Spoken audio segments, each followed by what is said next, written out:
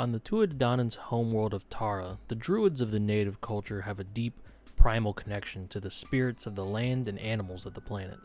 They commune with them for guidance and wisdom and pray for their blessings in times of conflict, so that they may continue in their role as wardens for the planet.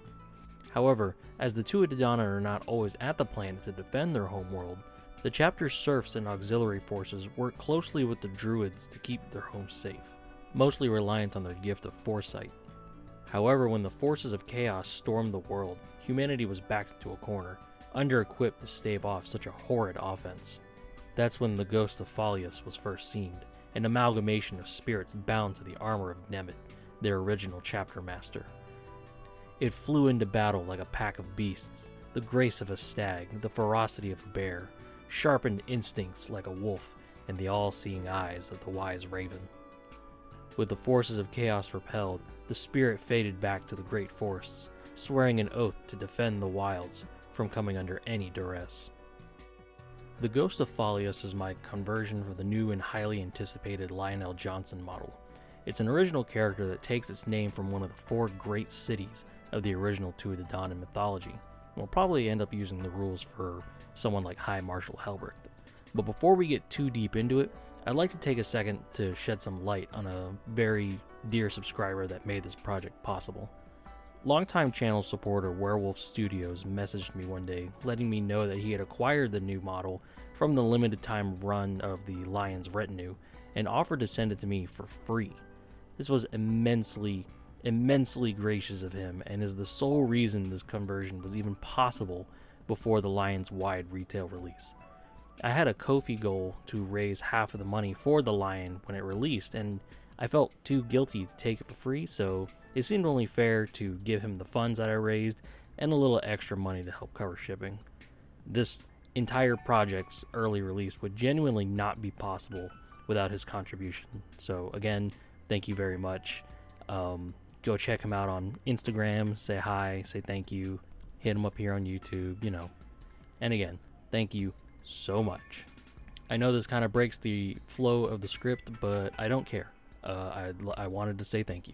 The Ghost of Falias is also known as the She-Walker for its ability to traverse through the underground tunnels through ethereal realms. While the Ghost of Falias allies itself with the Tuatha, its true allegiance is the protection of the natural balance, which makes it fundamentally oppose chaos. This makes the Ghost an ally of circumstance. And it has been very clear to the human inhabitants of Tara that while their recent industrialization has not taxed the planet harshly, any environmental negligence or overexploitation of the natural resources would be severely punished, making the Ghost of Falias an ally as long as they obey its demands. The Ghost of Falias is an attempt to accentuate the Tuatha more druidic / animal aspect influences more than it has been in the past. In retrospect, I felt like the army was a little lackluster in that regard, so going forward I'd like to lean the aesthetic more heavily into the Celtic shamanism and druidism. As much as I liked the original Lionel Johnson model, I knew I had to push it hard to make it stand out as a conversion. The sword itself was replaced by a shillelagh, a traditional Irish walking stick that also commonly doubled as a club. They were normally made from Irish blackthorn processed in wood smoke over a couple of months. Not only is it a very iconic piece of Irish culture, but I felt like a special model deserved a special weapon, and what is more special and original than a relic walking stick? The left arm, which was originally holding a shield, was replaced with a power fist from the Assault Intercessor kit, mainly on the reason that I just really fucking love power fists. In my mind, power fists are like an iconic quote-unquote leader weapon, like a plasma pistol, So I replaced the left arm entirely with one. The top side of the power fist was a bit plain, so I recasted a laurel from a power claw and put it on the plain surface.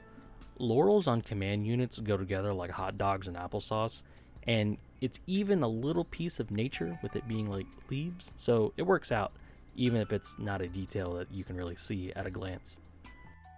Like many of the units in the army, the Ghost of Falias received a tartan on its inner robe, leaning more into the browns and tans to offset the majority green I knew the model would eventually have, but still lay in a very nature-inspired color palette. It extends up the torso up to the head, which is the hooded variant with no helmet. The face inside of it was just dremeled out, carved out a little bit, and then I placed some green stuff in there to smooth it all out.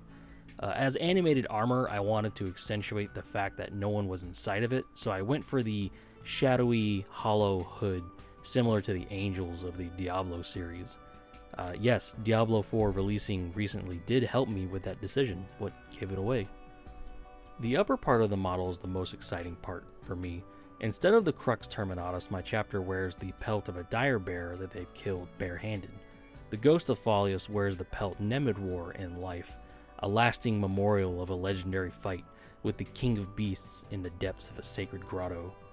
I made this with a method I hadn't tried before, which was drawing long lines in the putty for texture before pinching at it with clippers with a very slight pull. My original method that I was going to try, sculpting the hair that I did similar to my leader or the autarch for the Exodite project, it was for long hair, and I was a little bit skeptical about this, just pinching with the green stuff at the clipper, or pinching with the clippers at the green stuff, but looking at it in hand with, from a little bit of a distance, I really like it actually for short hair pelts. Plus it gives the pelt a bit of a fuzzy, poofy lift, which I really like when it comes to fur pelts and collars. Just gives a little more volume, and I really, really think if you're going to do a fur collar, it's got to be big. The original Lionel Johnson model had the visage of a lion on its right pauldron. Naturally, that had to go, so I made my best effort to sculpt a bear in the place the lion once occupied. I think it's a little doofy, and the snout isn't as long as I had wanted, due to it having to fit into a small profile. I didn't want the snout sticking up too much and messing up the silhouette. But overall, I like that I attempted it. It's not that bad, honestly. Maybe the brow should have come down further to accentuate a more aggressive emotion, but having the bear facing straight forward was kind of a strange angle in my brain, and I don't think I quite nailed it, but I got the idea. While I was sculpting this, I was trying to decide what to put on the other pauldron. Then I decided that massive bear pelt was going to get slightly bigger and overlap the left shoulder, which not only served to make the pelt even poofier, but it covered the shoulder entirely, letting me avoid having to make the decision of what to put on the pauldron. Two birds, one stone, work smarter, not harder, whichever idiom gets you to sleep at night. What I feel like is the centerpiece of the model that sits above it are the horns of a great stag, acting as both a halo and a crown. Rare wildflowers blossom and fall from the horns, the petals getting caught in the ghost's cape. I'm really beyond happy with this piece of the model. Like, I really don't know what to say other than, is this not the coolest shit you've ever seen in your fucking life? It really does wonders to the model's overall silhouette as well, and it really nails home the druidic focus of the aesthetic, and overall, god, fuck, it's cool. Sorry, I'm not gonna sit here and circle jerk myself too much, but this is fucking cool. The final focus here is going to be the base. The Ghost of Falias passively accelerates the natural life of the grass it walks on, instantly sprouting fertile herbs and flowers before they wither away a short time later. If you've ever seen the forest spirit in Princess Mononoke, the idea is quite literally just taken from that because it was the coolest shit ever, although I've opted not to, put a lot of withered plants on the model so I could leave it really colorful. When I looked for examples of Irish wildflowers, there's a lot of purple and yellows, with a few bits of reds, and some whites, and there are some blues and of course greens. But given the colors on the model combined with all the example references that I was using, really accentuating the purple and yellow. Purple, yellow, and green not only make a good color scheme, but it's Mardi Gras themed, and I live near there, so I guess it kind of works out. But yeah, I decided to focus on yellow and purple for the most part. Plus, only focusing on 2 with a third smaller focus color of flowers, essentially boiling it down to yellow tufts, purple tufts, and then these kind of white and pink cherry blossom ones. This was mainly a test order for a company called Huge Miniatures that I stumbled into, and I gotta say, I'm a super happy customer with what I ordered, and I kind of wish I ordered more. A quick tangent about these tufts. The tufts have a much sturdier core on them, as opposed to like an army painter one, which is just kind of like a gooey base with not a lot of structure in them. This has a much like sturdier bundle of grass that makes like a solid core, and just enough glue to hold them to the packaging, but it makes them like the sturdiness combined with the slightly weaker glue makes removing and handling them so hassle free. Putting these on the base was super enjoyable, just with a little bit of glue, and they're sturdy as all fuck. They have a really nice variety of products as well, and they ship relatively quickly in the continental US. This isn't sponsored or anything, I'm letting you guys know that I had a really good experience with this company. I'm very pleased with my purchase, and I'll be looking to buy some more tufts down the line. Definitely some red and blue flowers to really get the full color option of Irish flowers for my army. But yeah, I just want to let you guys know these are great tufts. They have a lot of other different basing products as well, so go check them out. I'll put a link in the description. And that's everything for the Ghost of Falias. This conversion has quickly become one of my favorite models in my entire collection, and I'm very excited that I got to show it to all you guys, and I'm very honored that it was provided to me by such a nice guy. I'm really looking forward to pushing this updated aesthetic further onto new army editions. I know I have the Marine half of the Leviathan box set coming in soon. I'm splitting it with a friend, and I've got a few ideas, but it's not exactly high up on the priority list. Let the creative juices stew on that one for a little bit. Oh, also, before I forget, there's a channel, Love, Death, and Dice, run by a fella named Blake. He recently put out a video about Chaos Knights, and I asked him about the background he was using. I was like, oh, how'd you make it? Did you paint it? And he said, oh, no, I just used my computer screen. And I was like, that's so fucking low tech. Why did I never think of that before?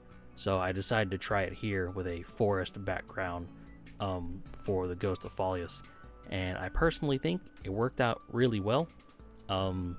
So I think from now on, if I can help it, I think the black backgrounds are going to go.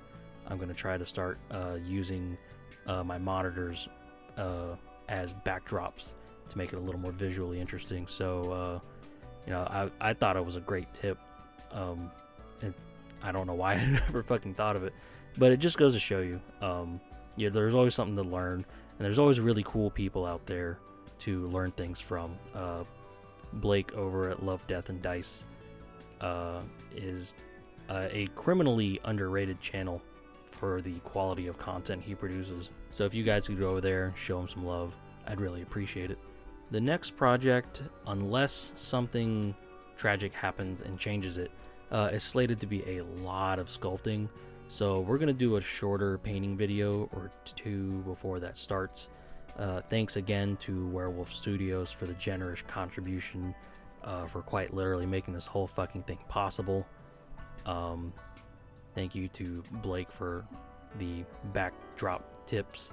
And yeah, if you guys are looking for great basing, go check out Huge Miniatures. And until the next video, guys, thanks for watching.